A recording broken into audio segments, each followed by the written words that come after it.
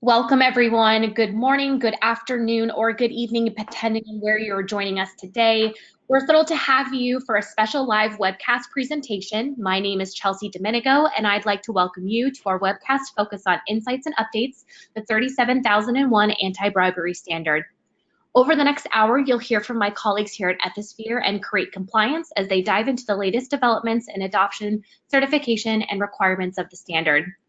If you've ever joined us for an Ethisphere webcast before, you know how we love to take your questions and answer them throughout the presentation. Our goal for every webcast is to encourage you to ask as many and any questions that you may have, and we'd love to make sure this is engaging as possible. So as Erica and Leslie's talk today, please go ahead and send those questions through our chat feature or our questions feature located within your webcasting experience. We do anticipate a handful of questions throughout today's session, so if we do not get to your question during the live broadcast, we will follow up with you via email if we run out of time. Following the live webcast today, you will receive an email from us including today's recording of the webcast as well as the PowerPoint presentation materials. So the slides you see today on the screen, you will be receiving them via email in the next day or so. I would like to quickly introduce our speakers before turning the floor over. We have Erica, who's joining us as the Executive Vice President here at Ethisphere, along with Leslie Benton, the Vice President at Create Compliance. Erica, the floor is now yours. Thank you so much, Chelsea, and let me add my welcome to all of you to the welcome that Chelsea just gave, and reiterate one particular point of the housekeeping that she just covered, which is that if any of you have attended a webinar with me in the past, you know that I really mean it when I say that we want your questions. It's hard to make this particular format interactive, but Leslie and I are going to do our very best to do so. So please, if you have any questions, do go ahead and send them in. A couple of quick words on the agenda. So today we're going to be covering just some overarching thoughts from me to start with on the Ethisphere side from what we are broadly seeing in the world of anti-corruption. What kind of trends are we seeing? How are companies thinking about this? How has the regulatory environment changed? And then we're going to hear from Leslie, who, if you have never heard Leslie speak on ISO 37001 before, you are in for a real treat. She was a member of the US team that worked on the standard, and I think it is safe to say that she is at least the leading expert that I have come across on how companies are approaching ISO, thinking about ISO, and using ISO to guide their anti-corruption programs around the world. So she's going to take over at that point and talk a little bit about the government adoption of the standard, what we are seeing from corporate uptake of that standard, what's happening from the accreditation side of things, and then we will spend just a couple of minutes talking about specific things that we are doing with our BELA community. Many of you on the line today are members of our Business Ethics Leadership Alliance, and we have some special stuff for you as part of this conversation. So without further ado, for those of you on the line who are not as familiar with the work that Ethisphere does, I just wanted to spend just a moment talking a little bit about that work and making sure that everybody is approaching this with an understanding of the way that we think about our structure and our function here at Ethisphere. So as I just mentioned, we have our Business Ethics Leadership Alliance, which is a membership group of companies that come together to share best practices with a general philosophy that there is no competition in compliance. We then work on both sides of the house, both the Ethisphere side as well as our colleagues at Create Compliance, to help companies measure themselves against standards. And that's really where today's conversation is going to have its foundation. Obviously, the standard we'll be talking about today is 37001, but we function in a wide variety of areas. So if you're curious how your culture stacks up, if you're curious about your cyber protection or the cyber activities of your third parties, those are all spaces in which we are working on a regular basis. Okay, so in the interest of time, because again, for those of you who have attended webinars with me in the past, you know that I almost never finish everything I want to talk about during the course of the hour. That's often because you all ask such good questions. I'm going to spend just a couple seconds talking about our latest trends in anti-corruption before I turn the floor over to Leslie for her to deliver the meat of today's conversation around 37001. So one of the first things that we often get asked is, as you think about anti-corruption risk and anti-corruption trends broadly, what are companies doing and how are they approaching this particular risk in the value chain? And the value chain, as everybody on the phone knows, is the place where you really see the greatest risk when it comes to anti-corruption in many cases. At one point, upwards of 95% of anti-corruption related cases involved conduct of a third party in some way, shape, or form that created liability for the company that was going through the investigation process. And so there's been a tremendous focus on understanding who are my third parties, what kind of risk do they present me with, and how am I going to approach getting my arms around that risk. And that's one of the pieces of data that you see here on the screen in front of you. And so the question here is that we ask is, when do you conduct compliance and ethics due diligence of third parties in particular? So when are you asking questions about how are they training their employees to address anti-corruption risk, things along those lines. And what we have seen is we have seen growth on all three of these numbers. So we're at 99% of the data set says that they're now doing that kind of diligence on third parties that present the company with a risk when selecting the third party. So as the third party comes into the process, and this is often the easiest point, right? Because you don't have a pre-existing relationship with that third party and you can send them through your full process. During the contract renewal process, this number has been growing steadily over the course of the last several years. So when the contract that you are under with that third party comes up for renewal, this is a point at which you are going to then look at the contract renewal process being an opportunity to either rerun your existing due diligence process, or if you've changed it since the last time you entered into a contract with this particular third party, then you will go ahead and send them through your new process at that particular point. And then interestingly to me, we see the 56% of companies that are doing it periodically, regardless of contract term. And I will tell you, for those of you on the phone who are saying, wow, I don't know that I can get my arms around my universe of third parties to be able to do that kind of diligence process, that is something that we see with companies that have done very significant risk ranking of their third parties and have gone into that process to say, okay, here are the things that I am particularly, these are the third parties rather that I'm particularly concerned about. Leslie, I don't know if anything pops out at you from this particular set of data, but before we get too far into the webinar, I thought I should let people hear your voice. Okay, thank you. Thank you so much, Erica, and it's great to be here. No, I think you covered it brilliantly, so we can just move on. Okay, perfect. So the next slide that I wanted to share, just again, to kind of set a little bit of a stage of kind of how companies are thinking about anti-corruption risk. This is a particular piece of data that we collected at the beginning of this year using a set of survey questions that we engaged in when we were doing a research project with the good folks over at Kroll. And for those of you who are interested in this particular piece of research, you can download the report on our website at thesphere.com. But one of the questions that we asked people was a question about how engaged their senior leadership team was in the compliance program. And we asked a separate question regarding the individual company's perception of their anti-bribery and corruption related risk. So in the coming year, did they see their risk rising? Did they see their risk decreasing? Or did they see their risk staying roughly the same? And what we then did is we pivoted those two data points against each other and looked for trends in the extent to which the leadership team was actively engaged in and supported the anti-bribery and corruption program versus those situations where perhaps the leadership team was not quite so engaged. And what you see is a very decided correlation between the individuals who feel like they have a senior team that is significantly invested in the program, they're engaged in supporting the program, they care about the program. Those folks were considerably less likely to see or to feel that their risk was likely to increase than those who have leaders that are not at all engaged in the anti-bribery and corruption program.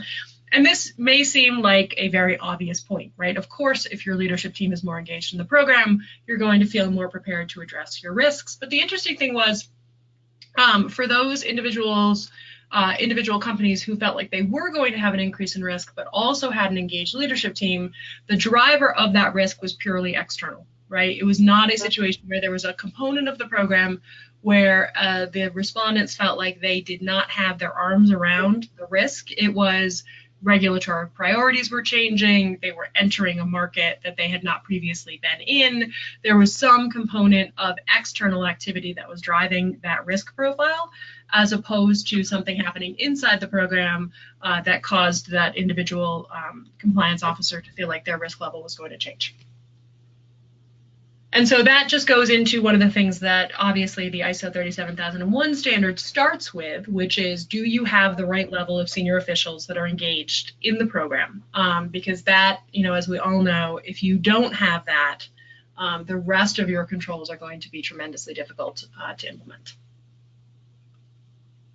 All right, so with that, I will turn it to Leslie, who's going to talk a little bit about first the background of the ISO 37001 standard. And as I said, she knows it well because she lived it and she breathed it for a very long time, and then get into a little bit about what's happening now with the standard.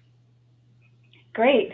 Thank you, Erica. And I think I have to echo what Erica said earlier. Like her, I rarely get through everything I want to get through. There's a lot of ground we're trying to cover today with sort of background and talking about some of the aspects of the standard itself, certification, how it's being received in the community of stakeholders around the globe, and then time for your questions. So I'm going to speak rapidly. If I'm going too quickly, somebody let me know, send a little message, but I'll start with the background. So for those of you for whom this is new, I just wanted to say a little bit about ISO. It's an international organization, a non-governmental organization that develops standards. To date, there are more than 22,000 standards, and they range from how thick yarn should be to the proper procedures that tattoo parlors should have in place to do business. And then, of course, we see now a real focus at ISO on these compliance-related issues. This is one of the standards in the suite of ISO standards related to compliance. It's the most specific. There is a general compliance guideline that right now I can tell you is actually being converted to a requirement standard. There's work ongoing on whistleblower protection, on risk assessment, on corporate governance. So this is a real area of interest for ISO, and it's not just ISO as an international organization. ISO only does work that the member nations and then members of those national standards bodies care about. And so we've seen in the business community, within governments, within academia, a real interest in focusing on these areas. And that's why this standard started with some momentum about 5 years ago, which is when we started drafting it. It was developed by a multi-stakeholder group from 54 countries and 8 liaison organizations, including the OECD and the World Bank and Transparency International, some of the usual suspects on the anti-corruption world stage. Each of those national level groups were themselves multi-stakeholder groups, and they included representatives from companies and business associations, the legal and audit communities, academia, other NGOs. But I think what's important to note is I think the majority of those at the table, and I think this, having seen them over 5 years, really were from the business community. So you have a standard that was developed by a group of people who've lived this, who understand the obstacles, who understand the business climate in their own geographies, who understand the risks. And so it's developed, and I think it's important to note it again and again, really by folks who understand this, and not by a group of people that are sort of imposing a framework from above. This really grew organically from below. So the purpose was to help organizations of any size, really, whether they want to develop a new program or benchmark an existing program. And you can be on either end of the scale, mature or immature, any industry, any size. The standard itself is agnostic as to legal regime or regulatory architecture, which is really important. It doesn't define bribery according to one country's law. There is in the standard sort of an informational definition of bribery, but it's important to know that this really works wherever you happen to be located and wherever you're doing business. it was meant to be used by organizations of all kinds. I think the largest audience is the corporate community. So as I go through today, for ease of discussion, I'm going to refer to companies. But it is important to note that NGOs can use this, government agencies can use it, and there are a few examples actually of government agencies doing so that I'll highlight a little later on. The meat of it, and we'll talk about that in a second, is requirements around the kind of policies, procedures, and controls you need to have in place to address, prevent, mitigate, address bribery. It addresses both foreign and commercial bribery, so bribery of companies and also of government officials, whether it's inbound or outbound, and whether it's direct or indirect. So by your employee, by a third party, it really follows the laws. And I think one of the, most important things really about the standard is that it is very flexible, and we'll talk about that because one of the issues that we've seen raised in the community of users really is, if I'm a small company, can I implement it? If I'm a large company, is it a lowest common denominator standard? So we'll talk about that a little bit as we go along as well. But we can move to the next slide. Okay. And Leslie, we actually got a question that came in on this one. So, oh, wow, okay. Yes, thereby showing we really will take questions from the floor. All right.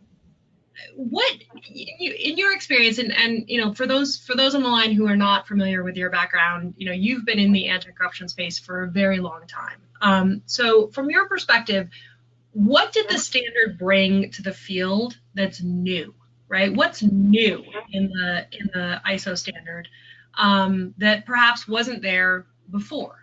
Is there something that we see that that you feel like, wow, that was really that was new? So my answer is this: in terms of the requirements themselves, there really isn't anything new, and that's exactly the way any of us would want it. We wouldn't want an organization to be developing requirements for companies that we don't see coming out of enforcement agencies or regulators. Now, that is not to say it is a lowest common denominator standard, but it didn't come up with a new requirement. The intent really was to sort of harmonize the requirements that you would see in pre-existing guidance, such as the guidance from the FCPA, on the FCPA from the DOJ and the SEC, the guidance out of the UK Ministry of Justice, adequate procedures under the UK Bribery Act, the OECD good practice guidance, World Bank guidelines, and so on. So the idea really was to harmonize. So in terms of requirements themselves, there's really nothing new. What you do see is sort of taking from all of those guidelines sort of the highest level requirements that you would find. So it really is a very, for any of you who've read it, it is a detailed and I would say very comprehensive and robust standard. What is new is the level of detail that we see in it as compared to most of the pre-existing guidelines. It also includes a comprehensive set of guidelines or guidance for companies to implement the standard. And just another note on that, the committee that developed the standard is actually kind of reconstituted as a committee of interested parties who want to help companies implement, should they so desire.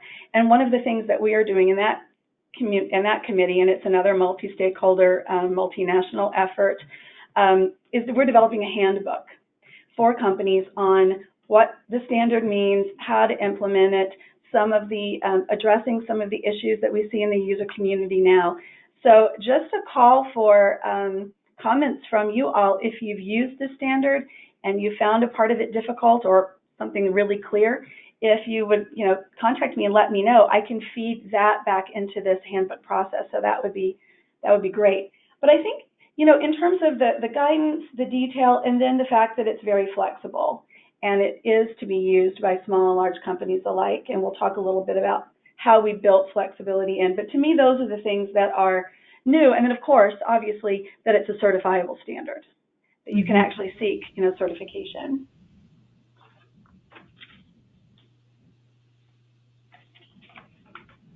I hope that answers the question. I think so. Thank you, Leslie. Great. And for everybody on the line, if you have any other questions, the best way to get them to Leslie and I is to send them either via the chat function that you'll see in the little taskbar on your screen, or via the question function, and we are monitoring both of those. Okay. With the number of people we have on the line, we won't be able to unmute people to allow them to ask their questions verbally. So please send it in via question or chat. And so the standard follows the same framework of all ISO management system standards. It's called the high-level framework. The idea is for companies who have implemented one management system standard, all of them follow the same approach, and therefore it is, there's some ease and efficiency that you gain in having a consistent methodology. But because it was built on pre-existing guidelines, it of course includes what any expert would expect of an effective compliance program. I think most importantly, and what gets at the point I made at the end of my answer to the last question, was the risk assessment is the linchpin of the standard itself. And you would find that under the context of the organization tab. What you see on the slide here is the table of contents of the standard, and this is that high-level structure that I mentioned before. One of the things that all of the ISO management system standards require is that an organization, before implementing or as they continually improve, that they understand the organizational context and the requirements of stakeholders. And those are both internal and external stakeholders. So there's some pre-work that this standard requires companies to do that is a bit new, I think, in terms of requirements. Risk assessment falls into that category. And when I say linchpin, I really mean that. Most of the standards, if not all of the standard requirements, are triggered by a finding of more than a low risk of bribery. So if you're a company and you've done your risk assessment and you have determined that a third party, for example, presents to you more than a low risk of bribery, then the due diligence requirements would be triggered. Similarly, in your employment processes, if hiring a new employee or an intern would present to you more than a low risk, the standards requirements in that regard are triggered. So it is within your purview as a company to determine what is a low, medium, or high risk, but that builds in some flexibility for small and large companies to implement the standard in a way that makes sense given their actual risk profile. So this is not sort of a cookie cutter approach. We also built language into the standard that allows a company to implement in a way that is reasonable and proportionate to that risk. So understanding your risk becomes, I think, really half the battle in implementing this standard, and it really does allow you flexibility to implement those requirements in a way that makes sense to you. And then, of course, the other thing. If I could just stop you on that one point just for a second, Sure. because this is a question that I get asked all the time, and I'd love to hear your thoughts on this one. When you think about your risk, obviously you look at where are you doing business, what is the potential corruption-related profile of that particular jurisdiction, but what are your favorite things to tell companies to think about when they think about what that risk profile looks like? Well, one of my favorite things to tell companies is to do an actual risk assessment and don't simply rely on sort of good sense and judgment. We all know certain things that present a high risk. Working with government officials, for example. But I've spoken to many companies around the world now who sort of think of that really only in the procurement context. I was talking to a large company not long ago that, built some wind farms, and they really weren't thinking about what it took to buy the land, to go through the environmental impacts, to have a lobbyist, to do all of those things. So really think broadly about your risk.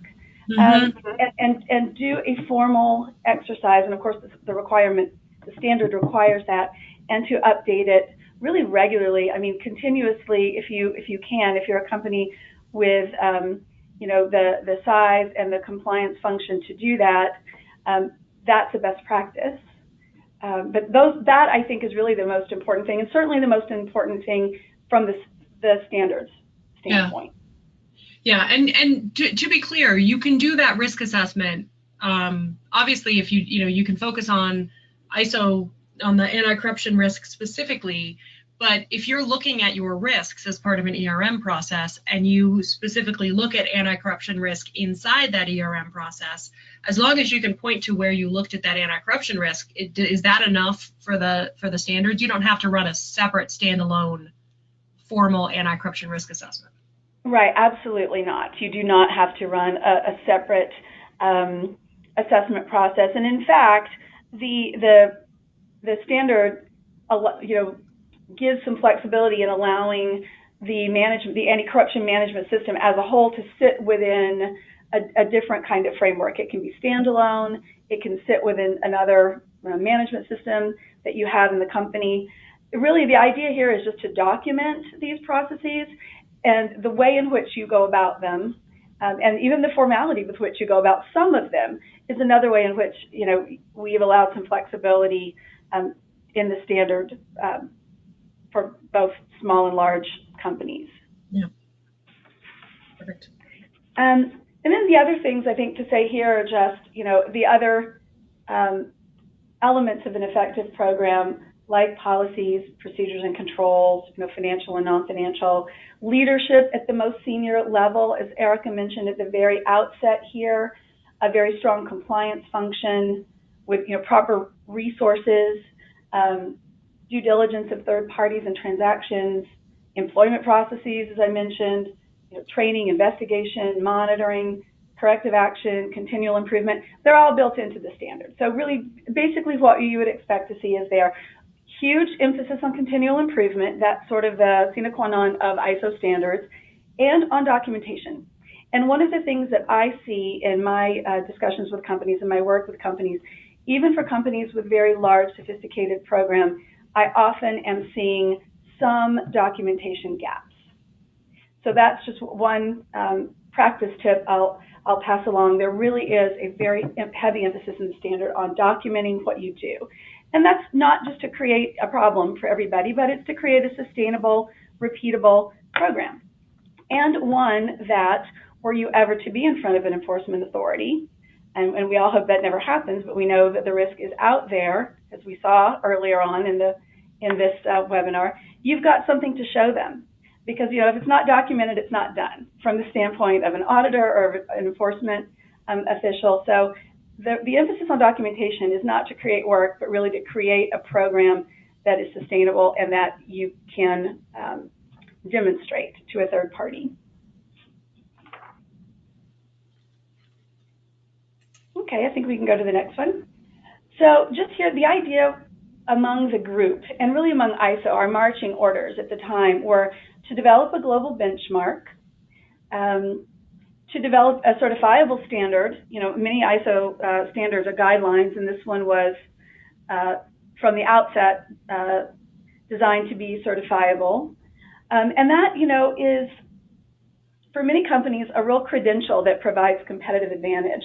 The idea is it's conformity to a global standard is tangible demonstration of commitment to responsible business practices. And that's important for investors. It's important for your own boards. It's important for your own employees. It's important for other business partners. If you want to do work with the U.S. government, the World Bank, other national governments, the idea was that a credential that means something and that's global and has that kind of credibility behind it would be a real competitive differentiator. And then for large companies who are trying to implement a program across an entire organization that could be spread over many different geographies, having a global benchmark presumably will be helpful in terms of creating consistency across the organization and also the efficient use of resources across an organization. So those were some of the benefits we had in mind for a company that's using it internally. There's another set of benefits that were in mind for third parties. If you, a large company, you might want to look to see if your third parties are certified. You might even want to require them to be, or at least to have considered the standard. So in that regard, it can become sort of a yardstick to measure your own third-party population against. And then this idea that it was an international standard, we kept coming back to this over and over again during the development process, that there are a lot of companies out there who are not concerned with the FCPA or even the UK Bribery Act, and providing something that was an internationally based standard developed by that group that I talked about earlier that really had experience across the globe would be, an easier sell than trying to sell an FCPA-based program or a UK Bribery Act-based program when you're talking to your third-party pool. So that was something that I think was really in the minds of the drafters as we were going forward there. And then I think the next slide, the question anticipated what we were going to talk about. So I think we can move on because we've talked about this one already. Okay, I wanted to talk a little bit about certification. So, the standard is not a requirement to be certified if you want by a third party.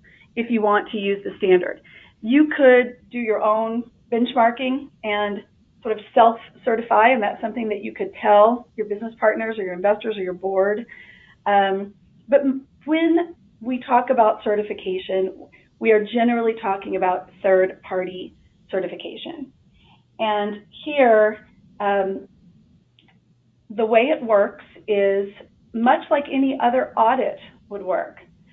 You'll find a certifying body, and we're going to talk about who's out there for you in a minute. You would respond to a questionnaire that would talk about your program. You'd provide the documentation that you would provide that you would look at yourself as you're looking at your program. So you provide all of that documentation that the standard requires. And that's the part of the process that generally takes the longest time, particularly for companies that have very sophisticated formal programs. It's just kind of going through that documentation. And then you'd have an on-site audit with interviews. So most CBs or certified bodies that I talked to today, want to talk with the compliance function, but they want to talk to senior leadership, maybe the supervisory board, the relevant functions, HR, training, procurement, you name it. So that itself can be a time-consuming process, but it will vary, again, with the size and scope of the organization, as will cost, actually. Certification is valid for 3 years, and you get a surveillance audit in each ensuing year to ensure that you actually are continually improving your program, or at least that you're monitoring and checking it and improving where necessary. And remember, I mentioned that's the thing about ISO management system standards. One of the things that I'm seeing here is that scoping exercise that I mentioned is really one of the, I think, most important things to think about if you're thinking about being certified. The standard allows an organization to be certified, or any part of an organization, and really kind of thinking about where you might want to start will help define the process, define the cost. I've seen some large companies sort of say, we're going to certify the entire organization, and it's biting off a little more than they can chew. What I have seen that I think has been successful is companies looking just at the headquarters, so sort of the corporate level, the centralized elements of their program, and then maybe looking at subsidiaries or regional offices over time, or taking sort of the converse of that, which would be to start with a subsidiary or a regional office or a business function, and then moving across the organization. If you're a big company, it's a lot to bite off to try to certify your entire organization. So that's just something I wanted to pass along. So scope has been an issue, I think. What reasonable means and what it means to be reasonable and proportionate and risk-based, there's a lot of questions around that. And one of the things we're going to talk about in a second is how important it is to find an auditor who is really experienced, because until we have a real history with this standard and some best practices that have been built up in the audit community, I think we're still going to grapple with, well, what does that mean? And it may mean different things to different people. I have heard from many companies that it's actually easier for a small company than a large company. We hear quite often that it's very difficult for small companies who don't have, the resources, and that is certainly a valid comment. But here, because there is flexibility in the standard, I have heard that for some small companies with maybe one office or 3 and 100 employees or 50, it's just easier to demonstrate conformity than for a large company that may have 100,000 employees and 20 offices and so on. So you can imagine that's sort of an obvious point. But it is one thing I like to highlight, because I don't want small companies to be scared of the standard if they want to use it. It's long and it's wordy, yes, but when you look, kind of broken down to its essentials, it's really something that any company can easily manage. And then last thing on this slide, which is everybody wants to know about cost, and that varies too, obviously, with the scope that you choose. So if you want an auditor to look at, well, I guess the documentation is usually something that's sort of static, but visit 10 offices or 2, that's really where the cost differential is that we see. And I've heard everything from $15,000 to $100,000 to do these certification audits. And I'm sure for some companies it's going to be more than $100,000 if they're really trying to certify the whole organization. So that too, I think, is going to be an area that kind of shakes out as we get more experience and as there are more accredited auditors. In some ways you might not want the cheapest auditor because you do want the experience, but I do think, sort of price is going to shake out over time as we get more experience with the standard.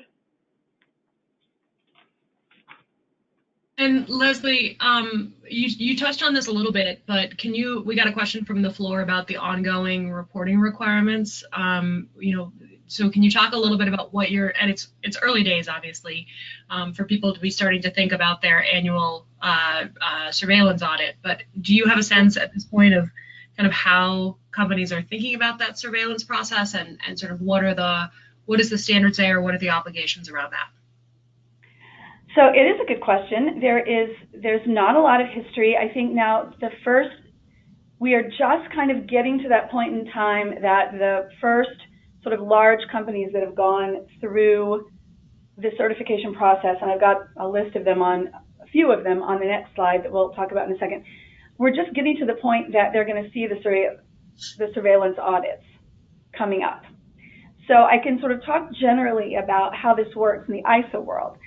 And so, basically what they're going to be looking at is if there was any non-conformity that they found the previous year, and you can actually be certified with some minor non-conformities, which we'll talk about. So in the surveillance audit, they're going to definitely focus on those things. That's going to be sort of the first and foremost thing. They're going to focus on, if you had a problem, have you fixed it? And then they're really going to be asking you, has anything changed? So the surveillance audit itself, I am told, is not a particularly onerous process. It's when you get to that third year when you actually have to go through the whole process again. But in those interim years, they're basically looking at any gaps that you had previously and any changes that you have had. And that could be anything from a change in leadership to a new process, a new risk, you've gone into a new market, you're in a new joint venture, whatever the case may be. Those are the kind of things they're going to be looking at in those surveillance audits. Perfect, thank you. And then every other question we have gotten actually relates to the next set of, the next topic of conversation, which is government adoption of the standard and what we're seeing as far as people actually taking it up. Okay. So this is the question for everybody, really. I think to many, the measure of success of any ISO standard is, whether companies are being certified. And so there we're starting to see some slow momentum. We'll talk about why I think the momentum has been slow in a minute. The list of those companies that have been certified really comes from a variety of industries and geographies. It includes private companies, state-owned enterprises, and even some public agencies. So I've listed a couple of the big companies that I've seen here. Legg Mason in the U.S. You see the two companies in France. I think CPA Global is actually based in Jersey Islands, but you see that. Middle East, I'm trying to show here sort of, Asia, Middle East, Europe, North America. So we're really seeing kind of across the board a number of certifications. One that I didn't mention here, System Sunlight in Greece, Petronas, obviously state-owned enterprise in Malaysia.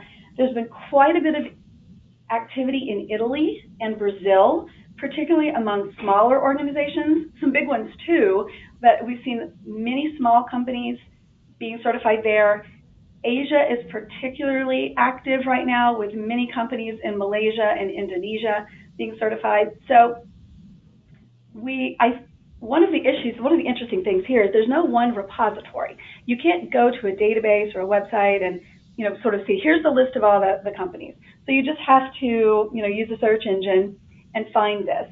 And my count right now is there are about 150 companies that I've seen that have reported, and I'm looking at their own press releases, that they've been certified. That's, I'm sure, kind of undercounting, because it's what I can find searching in English, Spanish, and the few languages that I can actually speak. So we are seeing momentum there. In the United States, we've heard now for several years that Microsoft and Walmart intend to be certified. So that would be 3 companies in the United States that we've seen so far. In terms of government agencies, we have some examples in Peru. The Peruvian Development and Social Inclusion Ministry, which is an executive branch agency, was certified last year. Again, in Indonesia, which is really active, the National Narcotics Board.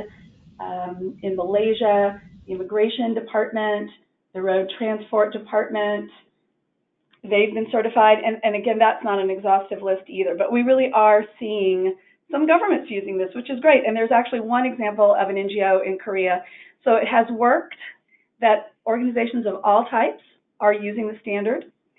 And just sort of a word on certification. It's a very important topic, and the commentators have focused almost exclusively on this idea of certification.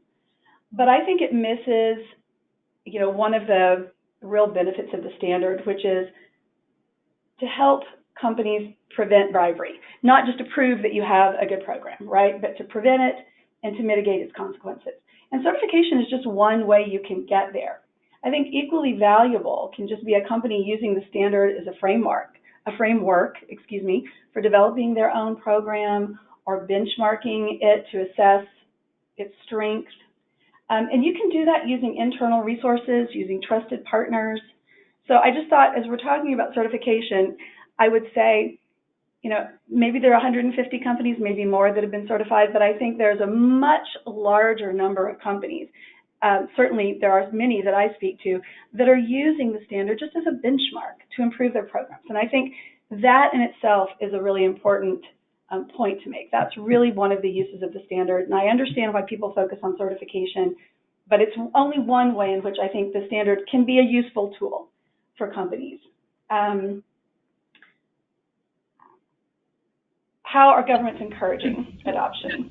And Leslie, we got a question that came in from the floor that I'm confident you get every time you talk about the standard, which is, have you heard any feedback from regulatory bodies, particularly since we're here in the States, the SEC or the DOJ, on whether on their attitude vis-a-vis certification. So if I go through the process of being ISO certified, and in spite of that process and the quality of my program, something happens, I wind up in front of one of those regulators, what will their approach be to that certification, and do they see it as valid evidence of an effective compliance program? That's a great question, and one I get all the time, and it's an important one. So I do think that, and I've heard regulators say, not just in the U.S., but certainly here, that certification would be some evidence that a company has attempted and succeeded in implementing a program, an effective program, in good faith. So yes, I think it is some evidence. And if you look at the standard and you think about what I said earlier about the documentation, right? If you really implement the standard in good faith, you're going to have considered all of the requirements that the FCPA, all of the requirements that the DOJ and the SEC have put into the FCPA resource guide that they expect to see, in the DPAs. You will have documented those processes. So you would have, I think, good evidence to show, were you in that position. However, I have to say it's not a magic bullet, obviously, and government agencies are not looking at it as a safe harbor for companies, right? So they're still going to look at your program themselves, sort of post-incident, right? This standard will help you set up a program and hopefully ensure that you're actually paying attention to it, improving it, catching problems as they arise. And so it will help you, but certification is a snapshot in time, right? And so certification happens in year one, a company has a problem in year two. Enforcement agencies aren't going to look and say, well, you're certified, that's great. But they will look at this as evidence that you've, done a proper job in designing and implementing the program. So I think that's the way I hear enforcement authorities talking about the standard. And, I think that's the best answer to that question. Yeah. Yeah, no, I would agree with that. I mean, that's very consistent with what I'm hearing as well, Leslie. It is a considerable effort to go through this process. And if you go through this process, that is a significant indication that your company takes its anti-corruption risk seriously. And certainly would be something that, if I was wearing my former hat as white-collar corporate defense attorney, I would put front and center in any conversation that I was having with the regulators on behalf of a corporate client that, look, the company went through this process. Here's what the accrediting body found. Here's, any actions that the company took to close any small discrepancies. And in spite of the quality of this program, something happened. So, because it is not an insignificant amount of work. Right. It really is. It's a robust standard. So a lot of work for companies. And I know I'm looking at the time. I'll try to kind of zoom through some of the rest of it. The big question here on that last slide was, speaking of governments, are any of them requiring it in any other kind of context, like in a procurement context, for example? And there's been a lot of discussion around that. The answer is, to date, no, not that I can find. I don't see this standard being required. I do know that governments are encouraging its use in a variety of ways. There are some in the Asia region, some governments are giving incentives in procurement if you're certified. There's some examples of training that governments are doing. In Brazil, we have seen now some laws at the federal level and also at the state of Rio de Janeiro to require companies to have a good program, right? So being certified is one way to demonstrate that. So there are lots of interesting ways in which the standard is being discussed in this regard, but so far no real impact in that area. Yeah, and we're hearing something similar, Leslie, on the corporate front as well, that, there are some companies that are saying to their third parties, look, if you go through the certification process, it short circuits some of our diligence, right? Well, you can use it as a shorthand, if you will, in our diligence process. But I also have not heard of companies requiring their third parties to become certified. Exactly.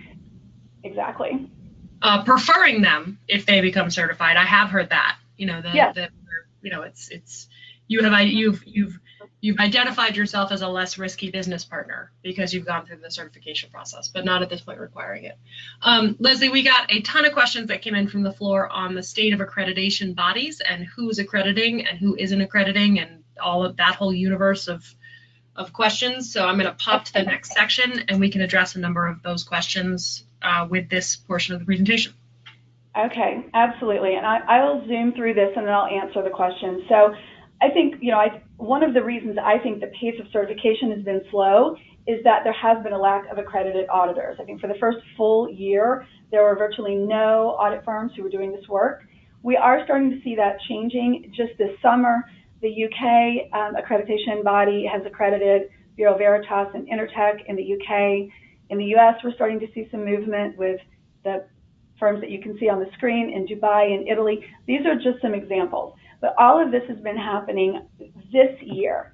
One of the reasons is this is a lengthy process too. To be accredited to do this work itself is a lengthy process. You have to prove that you have the experience and resources and audit program in place that would actually make you a good certifier. There are standards. When we developed the 37001 standard, we also developed auditor competency requirements to go with it because we were very concerned that anybody could call themselves an anti-corruption auditor, and we wanted to make sure that only a pool of qualified professionals would do that. So that has taken a while, but we are starting to see some movement there. And I think even with this progress, it may take some time before a very large pool of auditors exists. And so as a company thinks about going through the certification process, Leslie, can you touch just for a second, because this was a question we got a couple of times from the floor on the accredited versus non-accredited certification analysis? Yeah, absolutely. Let's go to the next slide because I think I may have put some things in that slide that go to this. So I think, while lack of accreditation does not mean that a certifying body is necessarily unqualified, it is a significant factor, I think, to be considered for the reasons that I just stated, because you've got sort of a third-party verification, if you will, that the auditor knows something about anti-corruption.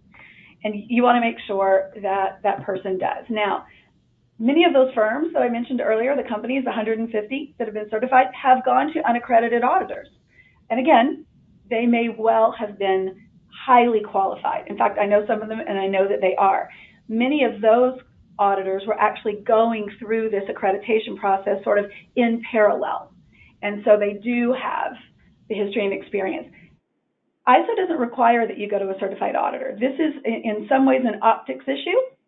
If you want to use that certification as a credential to show investors or potential partners or a government agency or so on, and then it's a real issue that you really want somebody who understands your risk profile, your geographies, your size, maybe your industry, because obviously there are differences across all of those factors. So I think certification is, or accreditation, is one way of just drilling down on those areas, right? So I would look for somebody who has the experience I just mentioned, is globally recognized, will really share their auditor resumes with you and engage in this kind of discussion. You should be able to have very candid and frank conversations with your auditors. They should be willing to provide meaningful feedback. One of the things that I mentioned earlier is sort of minor nonconformities. If an auditor is in the middle of an audit and they see any kind of nonconformity, they should stop right then and talk to you about it and maybe get more information from you or give you an opportunity to improve before they go forward. So, it's going to be important that you have somebody who knows anti-corruption, but also understands management systems, understands the ISO world. So those are the kinds of things I think about if I were looking for an auditor. And just, accreditation is one of those factors. Great, thank you. Absolutely. And I've alluded to some of this. Certification can be awarded provided you have no major nonconformities, which really means, you don't meet a requirement or you meet a requirement on paper, but you don't do it. Let's say, you have a risk assessment, you came up with a bunch of remediation plans and you didn't do anything, it just sat there, that's a failure of a process. If you have several minor nonconformities that are related to one requirement or one process, or as I mentioned, if you don't fix a conformity, if you don't fix a minor nonconformity in a surveillance audit, your certification will end. It will lapse right there. So you have to do that in those, in that 3-year period. So I think are there any questions on sort of when certification would be awarded? There's nothing that's come in from the floor on that topic, Leslie, at this point, but I will talk slowly in case there's anybody who is frantically typing that question as you and I cover this particular topic. And I do think this is this last point that you mentioned with the surveillance audit component is a really important piece of the process for companies to think about, because the point of the ISO standard is that your anti-corruption program needs to live and breathe and grow and shrink if needed with the size of your organization and your risk profile. And so the way the standard is drafted and the way that everybody has talked about it, it's very much not a one and done process, right? This is something that is going to be kind of a continuous, ongoing risk area for your organization, and something that you are going to be continually focused on as part of your overarching ethics and compliance program. And that's the other piece that I think is important about the way the standard is structured, and that I appreciated when I first read the standard, which is it fits into a broader ethics and compliance program generally. So it is not asking you to build a specific anti-corruption program that sits alone or outside an existing ethics and compliance program. It fits in with conflicts of interest and culture and gifts and entertainment and all of the other things that you are thinking about as a compliance professional. Yes, absolutely. Great. Well, we don't appear to have anybody who's frantically typing, so I will go ahead and cover the resources and what we have on the table for the folks on the line who are part of our BELA community. Great. So one of the things that we're offering to the members of our BELA community, which is for those of you on the line who are not part of that community, currently stands at about 230 multinational companies that, as I said at the open, approach everything with the attitude that there is no competition in compliance. And so for those folks who are curious about how their practices stack up to ISO 37001, we have a very special offer allowing them to access the expertise of Leslie and her team and take their extremely practical anti-corruption ISO assessment process and see sort of how their practices stack up and the ways in which that might potentially be of value to them across their enterprise and with their third-party partners. So, Leslie, do you want to spend just a couple of minutes? I've got one more slide here on sort of what is in your 37,000 assessment, 37,001 assessment. And for those of you on the line who are interested in accessing this offer, we'll have details on that. And if you're not a part of BELA, then you should feel free to reach out to me, and I'm happy to put you in touch with the right people who can tell you all the reasons why you really ought to be. Right. Absolutely. And I'll go quickly.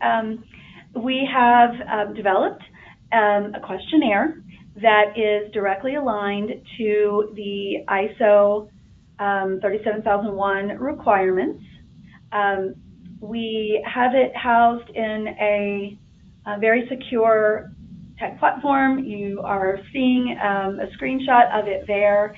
And the methodology that we follow is kind of very similar to what you would go through with a certifying body. You would answer the questionnaire, you would provide documents, and you would have an independent evaluation.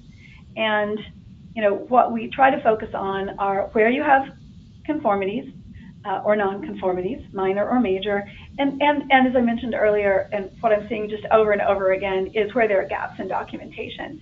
So the process really helps kind of focus on where you're meeting the standards requirements, where you're doing really well, and where you might need to improve. And again, it can be used by a company who is preparing for certification, but it can be used as a benchmark as well, just as part of your monitoring program, as part of it as an external verification. And so that is that's the program. that we have available now, just in very brief, but I'm happy to go into detail with anybody who's really interested in more information. Perfect. And then just a couple of resources for everybody available, or for everybody on the phone listening in. There is a great anti-corruption guideline reference that Leslie and her team have pulled together that is available publicly on ethisphere.com. And then on the BELA Hub, for those of you on the line who are members, there are a variety of different component pieces that you might find of interest, including some great white papers that the CREATE team has built, and all of those things are available to you on the Member Hub. If you need help resetting your password, feel free to reach out. And then just a couple of quick resources on ISO itself, for those of you who have not had a chance to check out the variety of documentation that the ISO team has created, or that ISO has created. There are a series of links on the slide here. And with that, I am going to move to the thank you portion of things. As many of you wrote in to ask, you will all be getting the slides as well as the recording of today's webinar, so you'll have an opportunity to work your way through all those links that I showed you so quickly on the screen just now, as well as check out the various resources that Leslie and I cited at the end of the webinar. I think there were a few questions that came in at the very end here that we were not able to get to within the allotted time, so we will follow up with those questions, with the authors of those questions, following the conclusion of the webinar today. Leslie, as always, it was a pleasure presenting with you. Thank you so much for spending your time today, sharing your expertise and your experience with this standard that you have been living and breathing for so many years. I really appreciate it, and I know our audience does as well. Thank you. It was a pleasure. And with that, I hope everyone enjoys the rest of the day, and we'll hope to see you again on another webinar of ours soon.